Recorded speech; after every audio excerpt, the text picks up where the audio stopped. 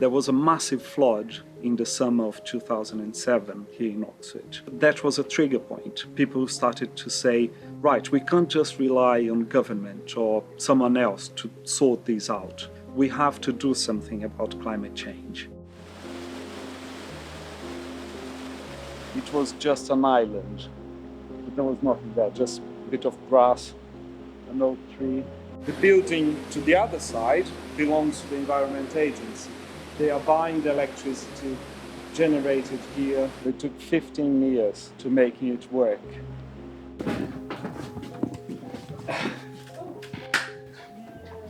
Good one, man. I know, it's done. Congratulations. Well done. That's amazing. We closed today, actually. We had to call with the bank. Very good news. So it's all done. Yeah. Money transferred. So party time. Yeah. The objective has always been, how can we power up, how can we generate our own energy, and how can we power down? How can we become more efficient? Well, we're just chucking around. There's no such a thing. I'm an engineer by training, and I have been working with multinational corporations for 20 years. And then one day, there was this realization. Here I am, driving an enormous oil tanker, and in my spare time, I jump on a tiny little boat and paddling along, trying to change the course of this massive tanker. It's not going to happen.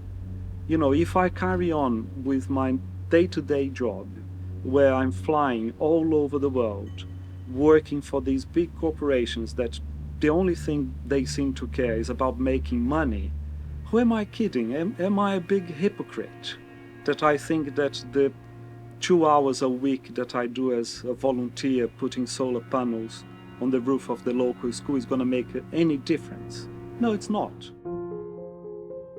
Humans are very good in not responding on huge problems.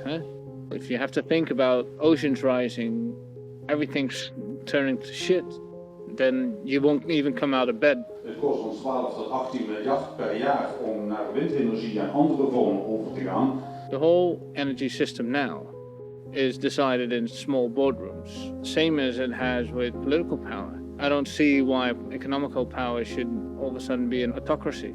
Tot het water nog hoger komt en dat we nog veel meer miljarden nodig hebben om de dijken nog een keer hoger te maken. Kunnen we natuurlijk ook proberen dat voor te zijn en die miljarden nu uit te geven, waardoor dat niet ontstaat. My main goal isn't to stop climate change. My main goal is to get the power back into our own hands. Shell can stop climate change. Any big company can stop climate change, as long as we pay them enough.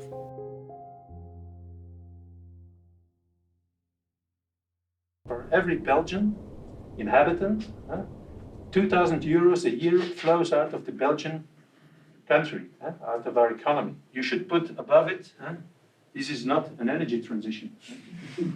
They want to restore their power. They're the dinosaurs and we're the little mammals around their feet, too small to eat. But we're many. We are many. What I see is that energy cooperatives, it's a special group or social class, I would say, that is profiting and that's empowered by cooperatives mostly. We are there, we are growing. That brings a lot of anxiety, both in the public sector as in the commercial sector. It's not really people who are poor people, but it's well-off people, academics, mostly people who would maybe like the Green Party. We have no bank loans on long term. Other companies, they say 50 million euro capital, you can go to the banks and get another 300 or something. Yeah, we don't do it.